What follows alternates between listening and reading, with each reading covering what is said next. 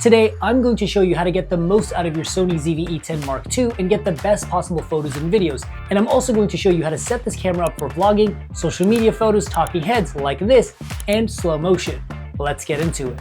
First up, let's talk about the basics, just in case this is your first camera or you just picked up a brand new E10 Mark II. But if you want to skip ahead to the more complex settings, you can go to this timestamp right here. So first up, let's start with the top of the camera. Right here in the middle is actually your 3-capsule microphone. This is a surprisingly solid microphone, and I'll show you how to set it up to get the best possible audio later on. Right next to it is your flash mount, but also your audio mount. There are certain microphones that you can get from Sony that will plug directly into this flash mount.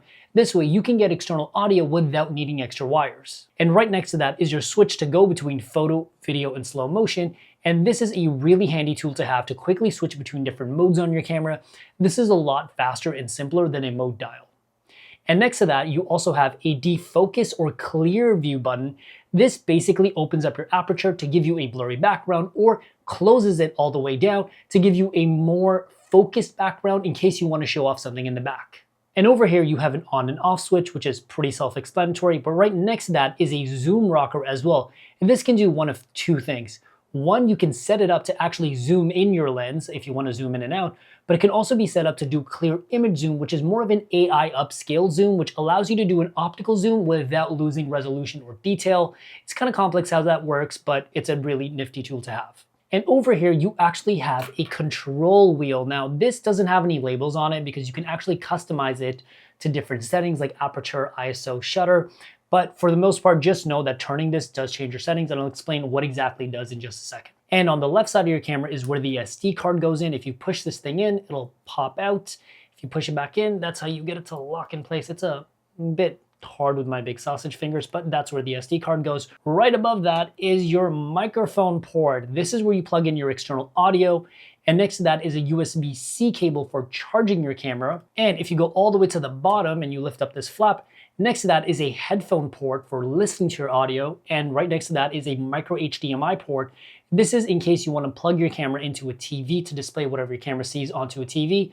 But most people use it to actually plug in an external monitor for like filming and like being on set and stuff. But more importantly, you can also use this to record external video, and if you're using something like an Atomos Shogun, it's going to give you really high quality ProRes that is easier to edit. Next up, let's actually turn on your camera and see what your camera can actually do. The first thing you'll notice when you go on the back of the screen is this really cool quick menu here, which I love. It makes using this camera so much easier. If you ever want to get rid of it, you simply swipe to the left. Let me see if I can do it.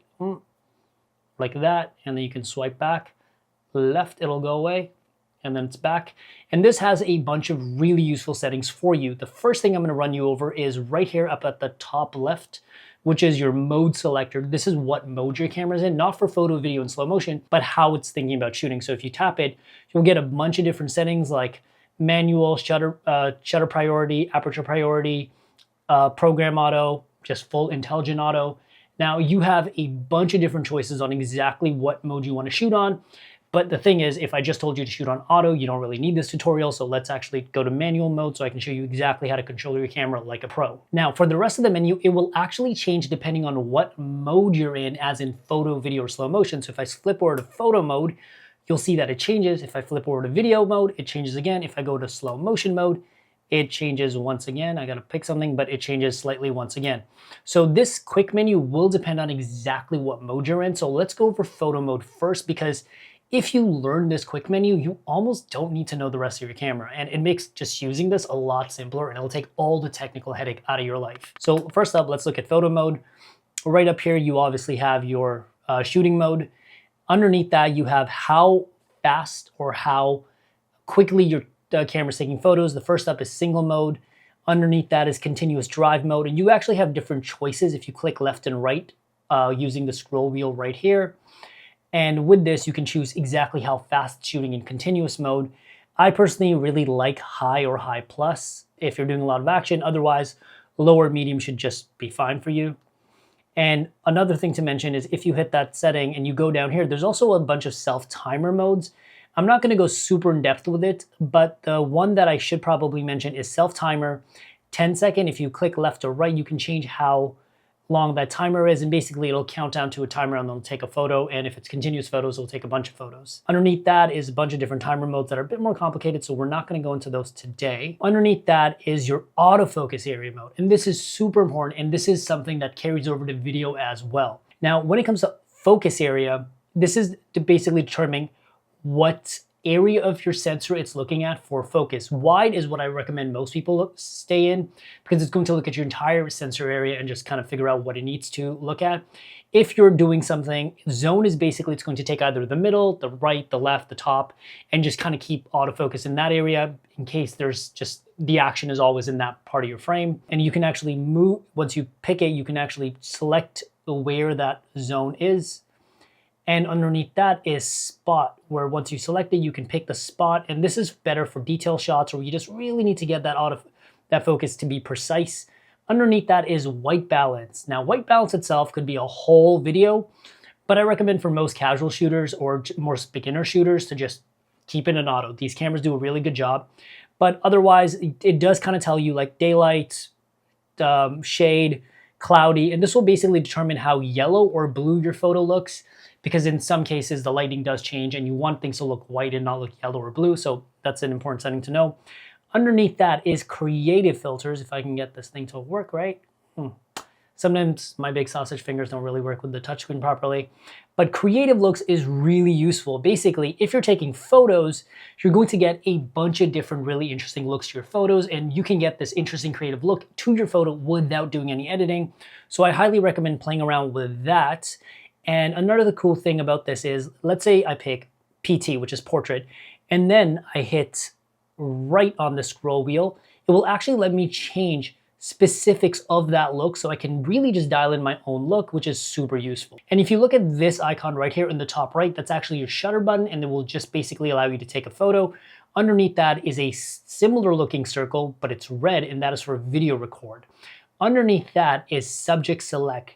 Depending on what mode you're in, you'll either see like a little cat, bird, human, cat again, and this is basically going to tell your camera what kind of subjects you're focusing on, and this will make the autofocus a little bit snappier when you're focusing on specific subjects, as long as it's a cat, bird, or human. And underneath that is zoom. Earlier we talked about digital zoom, or rather clear image zoom.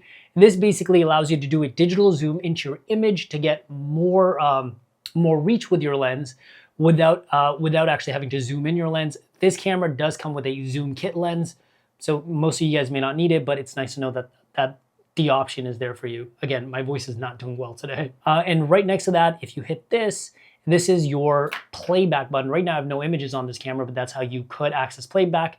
Otherwise, you could just hit this and that'll take you to playback as well. Now, next up, let's look at the quick menu, but in video mode. Starting from the top right, you once again have this red circle, which is your video record mode. Underneath that, you see a little person with a cube.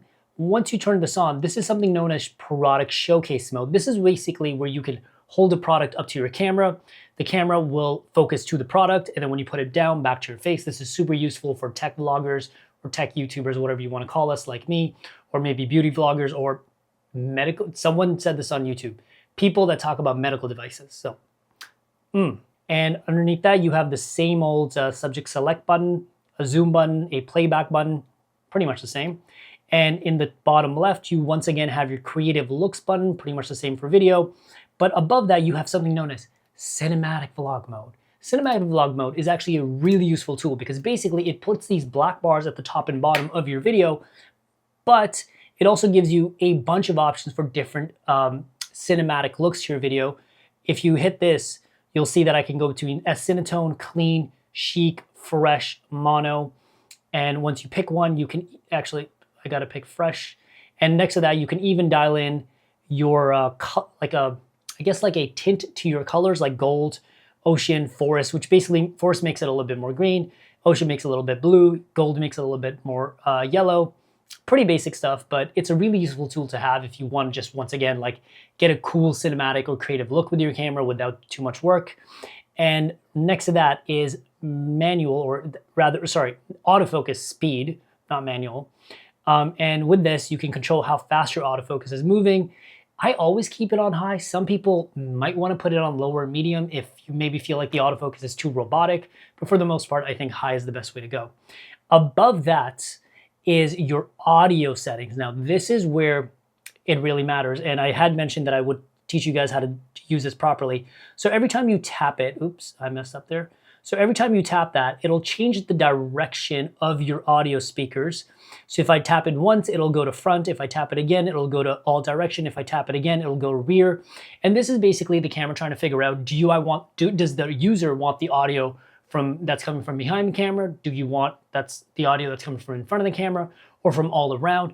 And this one simple thing can really help with sound or noise isolation, because if you know the subject is in front of the camera, just set it to front or set it to front direction, and this way you're not picking up any of the chatter or the audio or even your own breathing from behind the camera. And if you're behind the camera, set it to back. But if you want both, all directions. But I find this is a criminally underrated setting. Above the audio setting, you really just have your timer mode and your shooting mode, which is pretty much the same as it was on photo. And the quick menu is actually basically the same thing once you're in slow motion mode, so there's really no point in talking about that.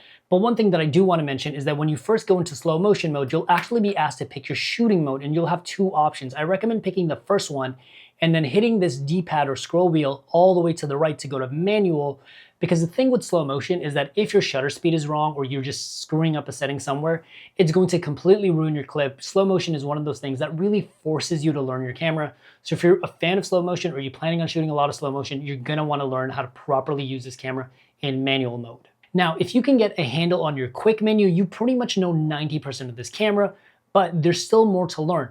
One thing that I do recommend everybody figure out, or at least customize to your own liking, is your function menu. And you can access it by hitting this FN button right here. And this will bring up a bunch of different settings that you can quickly just have on hand to quickly change. But the thing about this menu is that it's actually customizable. So if you hit the menu button up here at the top, hit it once, and then you'll see a bunch of these menu settings come up. If you go all the way to the left and scroll down to this yellow suitcase looking icon, and then go to the third menu page and then hit right again, it's a bit complicated, go to FN menu settings. Here you can actually customize all of your different settings. So you can really make this camera work the way you want and really have the settings at your fingertips that you want. And you can also set this up differently for photo as it is from video, so you can really make this camera your own. And this is something I highly recommend just spending some time and figuring out how to customize it to really make this camera your own. Now, you guys pretty much know how to access most of the major settings, and you know what the major settings do, but the biggest and arguably the most important thing on what to do with this camera is how do you change the shutter speed, ISO, and aperture, because this controls what your image actually looks like. So for controlling shutter speed, if you turn the scroll wheel right here to the right, it will change this button right here, which is your shutter speed, and it is expressed as a 1/160, 180 fraction, which basically means is that when it takes a photo or when it takes a frame for a video, it's 160th of a second, which is very fast. Or if you make it slower, it's 1/60th of a second. You normally never want to go below 1/60th, otherwise you get too much motion blur. For my preferences, because I do a lot of running gun and movement in my work, I tend to go with probably, I want to say like 1/80, 1/100. That's usually the sweet spot. Now, as for this little button right here up at the top that I talked about earlier, this is going to change your aperture. Your aperture is this little iris, or this little hole in the middle of your lens. Kind of sounds bad, no diddy, but it's a little hole that controls how much light goes into your sensor and through your lens. If you have a smaller hole, less light. Bigger hole, more light. Again, no diddy, sounds weird. But the smaller your aperture number is, for this lens that I have, it can only go to 3.5. That's faster, and it's going to give you more of that blurry background effect. But if you make it a bigger number, it's going to be a smaller hole. I know it's kind of confusing. The bigger the number, the smaller the hole, the smaller the number, the bigger the hole. Kind of confusing, but the smaller the number, the less light you're going to get into your lens, but you're also going to have less of that blurry background effect, which you may or may not want. The last thing we need to talk about is ISO, and this controls how sensitive your sensor is to light. If you're shooting in bright outdoors conditions, you can usually set your ISO really low to like 100, 200, because you don't need that much light. But if you're shooting at nighttime, you're gonna want your ISO number higher to make use of the limited light that you have outdoors. So in order to change that, you wanna hit right on this scroll wheel D-pad combo, and it'll bring up your ISO. And one thing to note is that the ISO values, or what you can achieve with your ISO values, is different in video than it is for photos. For video, you can really only go as high as 6400 ISO, but with photo, you can go a lot higher. One thing to note is that the higher ISO, the more grain or noise you will get in your image, so it's something that you're gonna have to kind of play around with, figure out your own preference, but in my opinion, 3200 ISO looks totally usable for video. Even 6500 ISO looks just okay, looks pretty good for the most part. Yeah, honestly, this camera is kind of like a beast when it comes to low lights. And another thing that I should mention is if you don't want to use the physical buttons to change your major settings like shutter speed, ISO, and aperture, another thing you can do is actually just touch the setting directly on the screen and then just either scroll on the screen or use the D-pad here, or the scroll wheel D-pad combo, to change the settings. This is probably how most of you guys are going to use it. Should have maybe even told you guys about this earlier, but I'm a little bit old school. I like to use the buttons. Now, before we get into arguably the most important part of this video, a few things I do want to mention that actually involves buttons is that if you guys ever want to turn on your product showcase mode without having to use the touch menu, you can actually hit this button right here and it will actually turn it on and off. If you want to access your shooting speed, if you hit left right here, you can turn on your self timer in video mode, but if you're in photo mode and you hit this, you can change how fast your camera is shooting by going from single shooting mode to continuous shooting mode. And if you ever want to control how much your camera is displaying on screen in terms of the information it's giving you of what your camera is doing, you hit this top button right here, display, and it will actually change all of this. This is going to be slightly different in video, but it'll show you like your histogram, your leveler, all that. It's a pretty useful thing to have. Next up, let's talk about the most important part of this video, and that is how to set up your camera for vlogging, social media photos, sit down talking head stuff like this for both vertical and horizontal, and of course slow motion footage. But if you watch this video so far, chances are you're somebody that wants to take their photos and videos to the next level and really improve your work, whether you're a hobbyist or someone that's actually looking to do something professional. And if you want to do that, I highly recommend checking out the Camera Boost course in the link down below. It is everything I know in one simple course that will literally make you a better photographer or filmmaker in a single day. And if you're looking to do something professional with your camera, this course is basically like mandatory reading. I highly recommend checking it out. I've made it as affordable as possible, and I think it's going to bring everybody that goes through this course a ton of value. So if you've enjoyed this video so far, make sure to check out the Camera Boost course in the link down below. Next up, let's show you guys how to set this camera up for vlogging. The first thing you want to do is hit the menu button, and you should be greeted by a screen similar to this. If you're not, you simply want to hit left on your scroll wheel D-pad combo and make sure you have this little red camera icon highlighted. And after that, you want to hit right again on your D-pad, and you get to image quality and record. Hit right again, you'll get to file format, and you'll get a bunch of different file formats. A lot of these you guys don't really need to know about. The main ones that I want you guys to focus on is XAVCS 4K. This is 4K video in the XAVCS format, which is Sony's proprietary video format. Below that is XAVCS HD, which is full HD or 1080p as a lot of people call it. And depending on your needs, you may want to go with 4K or you may want to go with HD. But for this, let's go with 4K. And then once that's done, you want to hit down and go to movie settings. Inside of movie settings, you'll see record frame rate. And now this is a tricky situation because I recommend everyone shoot at 24 frames per second. It's what we see most TV in, and it just looks the most cinematic and most natural to what we're used to seeing for TV. But a lot of people do recommend doing 30 frames per second because it looks better on phones, because phones have a 30 Hz refresh screen, which if you don't know what that means, don't worry about it. And a lot of TV is also just or like news and like non-narrative stuff is shot at 30 frames per second. Mr. Beast and a lot of tech videos are shot at 30 frames per second. So this will depend on what kind of channel you have. If you're like a tech vlogger like me, you may want to go with 30 frames per second because chances are people are watching your stuff on phones. But if you're more of a cinematic, lifestyle, personality vlogger, or you're someone that's maybe doing real estate tours or tours of places, 24 frames per second is probably better. But once you have your frame rate picked out, underneath that you'll see record setting. Now, this is very important. And this will also determine how much space these videos take up on your card. You'll have 100 megabits per second, 100 megabits per second 420 8-bit, and 60 megabits per second 420 8-bit. Now, the bit refers to how much color data it's recording. If you plan on doing any kind of color correction to make your video look more cinematic, you want to pick 10 bits. And it's also going to give you the highest bit rates. But just in case you wanted to pick something like 30 frames per second or 60 frames per second, and 60 frames per second is good for slow motion, if you go back into that, what you'll notice is your bitrate is a lot higher. And what your bitrate basically means is how much data is in that video. And with a higher bitrate, you're going to get less runtime. So if I pick the 200 megabits per second, you'll notice that I get 36 minutes at the top. But if I go back into menu and I pick 24 and I pick 100 megabits per second, I get an hour and 13 minutes. So this will really affect how much data you can record on your SD cards, and also like depending on how big your SD cards are. Next up, you want to go back to the main menu screen and hit the FN button, and you'll get a bunch of menus. You can use this using the touch operation, but you can also use the physical buttons. The first thing we want to look at is picture profile. You want to make sure this is set to off, but just in case you're someone that likes to be extra, that really just wants a movie looking vlog, you want to go into PP. You can pick any of these profiles. You can just pick one. And inside of here, you'll have two major settings that you need to change. One is gamma. And for this, you either want to go into S-Cinetone, which will give you kind of like a built-in cinematic look to your videos, or you want to go to S-Log3, which is a more advanced, like someone that really knows what they're doing with color grading. That's the mode for you. And after that, you want to go down to color mode, and you basically want to pick the corresponding setting to whatever you picked for your gamma. So if you picked S-Cinetone, pick S-Cinetone. If you picked S-Log3, you want to go down to S-Gamma3 Cine or S-Gamma3.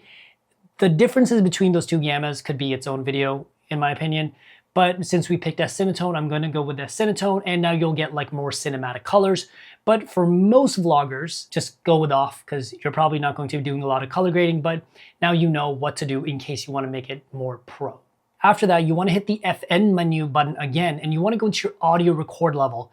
You basically want to talk for a little bit and see where your audio record, where the top green bars at the top of your screen land. If I'm really loud, they're probably just about the top. You want to make sure they're not turning red, because that means it's too loud. And if they are turning red, you want to basically turn this setting down to get good audio. And that's pretty much it. Vlogging audio is like 80% of vlogging, so make sure you have good audio. Next to that is steady shot. Now, if you're someone that's vlogging, you definitely want to make sure you have active stabilization on. If you actually notice here, it will actually crop into your image, basically zoom in your image. And this is so that it has more room to play around with for stabilizing your image. If you're going to be vlogging, moving around a lot, you don't want shaky video, I recommend having active stabilization on. If you have steady hands and you're not going to be moving around too erratically, you can go with standard stabilization. Or you can also turn it off, but there's really no benefit to turning it off. So I just recommend having it on standard at least. After that, you want to make sure you're in your quick menu setting, and then you want to go into recognition target. Depending on what you're shooting, chances are it's people, you're a person that's watching this video, so you want to pick human. And then next to that, you want to pick focus mode. And here you'll just have two: continuous focus, manual focus. You want to make sure in continuous focus. If your autofocus isn't working, now you know why. Next to that is soft skin effect. You want to make sure this is off. Unless you're really paranoid about like the acne or something on your skin, I find the soft skin effect just makes it look really plasticky, so you just don't want to have it on. Underneath that is shooting mode. We already talked about that, but in case your camera's not doing what it's supposed to, make sure you're in manual mode. And then there's also focus area. For vlogging, I recommend just keeping it on wide, and this will basically take everything that it's seeing and just figure out what needs to be in focus. Underneath that is subject recognition in autofocus. You can basically turn this on and off. If you're vlogging and you have a human on camera, I recommend turning it on. Another thing that I do want to mention is if you're vlogging and you're going to be moving around a lot, you want to make sure your shutter speed, which is here at the bottom as 1/60, is 160 at the minimum. A lot of people say that for 24 frames per second, you want to go to 1/50. I think gives you too much motion blur. So you want to go with 1/60 minimum. But if you're going to be moving around a lot, maybe even like 1/100 might be a good idea. And again, if you're vlogging, depending on if you have friends in the background that you want to show off, you have two options. One, you can hit the clear image button, and that will basically either give you the option to defocus your background or keep everything clear. And you'll notice my screen gets darker because it closes down the aperture to have everything in focus. Or if you want, you can simply just change your aperture here using that wheel at the top. If you're using the kit lens, 3.5 is the widest you can go. If you zoom in, you'll actually notice that the aperture value raises because the more zoomed in you are, the smaller that hole has to be. So I recommend shooting at the widest, keeping your aperture the widest as well if you have a friend in the background. go to something like f6.3 or f8 and you should be just fine. And for your ISO, if you're outside, keep it at 640. If you're indoors, if you're outdoors and it's nighttime, keep it as high as you need to, because no one's really gonna look at your vlog and be like, oh my God, there's too much grain. They don't really care, they just want the story. So keep it at whatever you feel comfortable. Next up, let's talk about talking head setups. And it's pretty similar to vlogging with a few important tweaks. Now, if you're doing a talking head setup, chances are you're going to be in a studio environment like this. Maybe you're outside, doubt it though.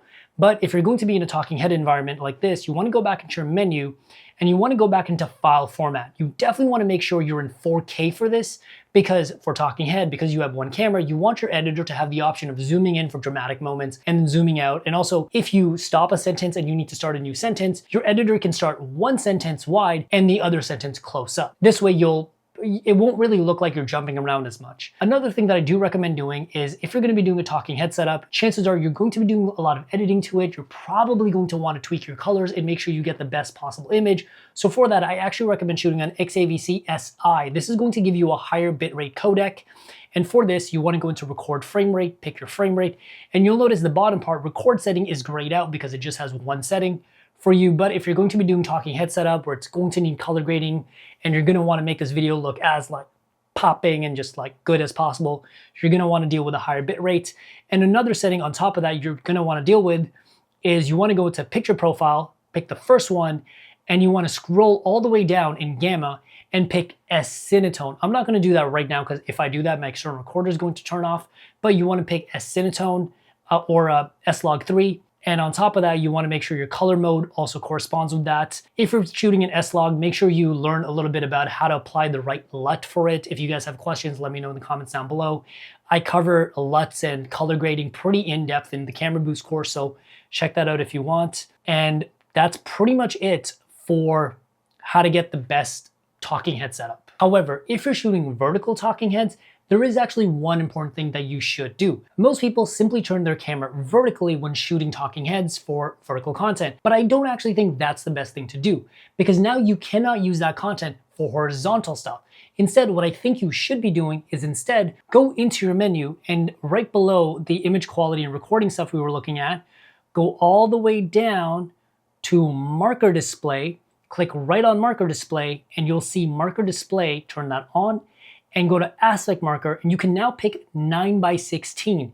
You probably won't see it on my screen here, but you'll actually see two thick lines in the middle of your screen, and this is going to tell you where your vertical crop is going to be. So this way, if you're recording horizontal video, but you just make sure you're within that white box, this way you know that when you crop to vertical, one, you'll be in frame and you won't have to reframe your video, but on top of that, you just kind of make the crop, it's much quicker, and you're also like within the safety zone of where vertical content needs to be. And if you need to be a little bit further back from the camera, like I am, to make sure all of your body fits in the vertical crop, you can do that as well. This is a really nifty trick that I wish more people knew about, and honestly I think this is a much better way to shoot vertical content. Most vertical content is shown to you at 720p, so people aren't really going to notice the resolution. You can add a little bit of sharpening if it looks a little too fuzzy, but really this is a way more efficient way of doing it, because if you're a content creator, you want to be on as many platforms as possible, and for this I think it's just you want to get horizontal and vertical at the same time.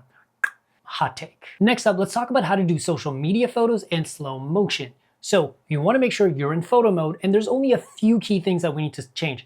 One, go into menu, and instead of a little red movie camera icon, you'll see a red photo camera icon. And within this, you want to go to the very first image quality record setting, and you want to set the first one, JPEG HEIF, to just JPEG. HEIF is like JPEGs, but like a really good version of JPEG, but I don't think they're very easy to work with. Some computers don't even recognize the format, so I recommend keeping this in JPEG and instead going to file format, picking RAW in JPEG. In this way, you can now record RAW, which is going to give you the maximum data and quality from your camera, so you can really edit the heck out of these social media photos. Because let's be honest, none of us are posting untouched social media photos. And underneath that, you want to go to RAW file type. If you plan on doing a lot of editing and you're going to have a ton of photos to go through, go with compress because it's going to be easier on your computer. But you could also go with the lossless compress, which is still compressed, but it's not going to, you're not going to see a quality hit, if you will. Underneath that is JPEG quality. Now, if you're not planning on doing anything with your JPEGs, I actually recommend setting this to light. This way you just have a JPEG preview and everything else is raw. But if you do plan on using your JPEGs as your main file type, extra fine is probably the way to go. Underneath that is JPEG size. You want to make sure this is always set to L26 megapixels. Anything below that, you're just throwing away data. You're going to get bad photos. Underneath that is also aspect ratio. This is basically going to decide if you're shooting in 3:2, which is kind of this taller square format. But if you notice, I go to 4:3, I'll get more of a square format. If I go to, if I go to 16:9, it's the same, like 16:9 black bars for your TV formats. And some of you guys may even want to play around with this as like a creative tool that'll give you new ideas on how to frame things. I personally really like 1:1 because it puts everything in a square, and I like shooting stuff for social media in a square instead. I think it just frames everything better on your phone, because also it's not quite like tall like vertical, but it's squarish, so it kind of fits on your phone screen a bit better. Just my preference. And if you like this tutorial, you should do everything I tell you. I'm just kidding, do whatever you want, but it's what I like to do. And those are all the settings you need to know for quality for social media photos, but there's more to it. Next up, you want to go back into your display and hit the FN button, and you'll see creative looks up here at the top. Now, creative looks will be grayed out just in case you have picture profiles turned on for video mode, so you want to make sure you turn that off. But inside creative looks, you'll get a bunch of these different looks. It's not really going to look that special because right now I'm just in a bland studio shooting. You'll basically not notice the difference in colors. But in case you don't want to edit your photos, you want to pick the right creative look for you. Let's go with FL, which is filmic. You want to hit right, and then you want to start changing whatever settings kind of look good to your eye. I like to bring the shadows way down, fade way up. Actually, that kind of looks bad, but saturation up. But you can kind of play around and really figure out what settings look best for you. And this way, in case you don't want to edit, you'll have the right settings set up for, you'll have a better look to your photos. Now, staying in your function menu, you want to scroll right over to focus mode, and you want to make sure this is set to AFC or AFS, which is single shot. If your subject isn't moving, you just need to get focus once and then shoot. Single shot might be easier, but for the most part, these cameras are so darn good with their autofocus that continuous autofocus is probably the way most people want to do it. Automatic autofocus, don't think you need to worry about that. It just kind of complicates the autofocus settings a bit more. Continuous autofocus is probably the way to go. One thing that you can do is DMF, where it'll keep the autofocus on, but you can still use the autofocus wheel on your lens to change autofocus manually if it's not quite getting it. But for the most people, autofocus C should be, or autofocus continuous should be fine. And then you want to make sure you go right below that autofocus area and you change your autofocus area to wide, zone, spot, whatever you want. We talked about this earlier. But other than that, if you have everything set up, you should get some really good social media photos. And actually, one more thing, you want to go into the FN menu, and you may not see your shooting speed in here. So you want to hit left on your control wheel. And here you'll either get single shooting mode or continuous shooting mode. And depending on what your shooting is, you want to make sure you have this either picked to high plus, medium, low. You don't want to overshoot, but make sure it's set to the right settings. And this way you'll get the best photos. Because I know a lot of you guys are probably just praying and spraying. Some of you guys are really methodical, taking one photo at a time. So make sure this is set up for you as well. Lastly, let's talk about slow motion, because this can get really tricky, and this is where you really have to know your camera and make sure that you have all the settings dialed in perfectly. So for this, you want to go to slow motion recording, and then once this comes up, you'll have your different options, but obviously we're going to pick manual, and we're going to go into menu, file format once again, and we're going to pick XAVC S or SI, depending on what exactly you want. Underneath that, you'll have movie settings. You want to make sure this is set to 24. Underneath that, you have slow motion settings. And for this, you want to go to frame rates. And now you have two options. There's your record frame rate and your actual frame rate.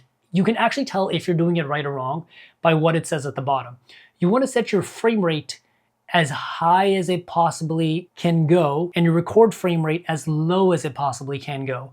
So in my case, I have my record frame rate set to 24 and my frame rate set to 60. And if you look at the bottom, it'll tell me that I'm getting X 2.5 slow motion. So you're getting 2.5 slow motion.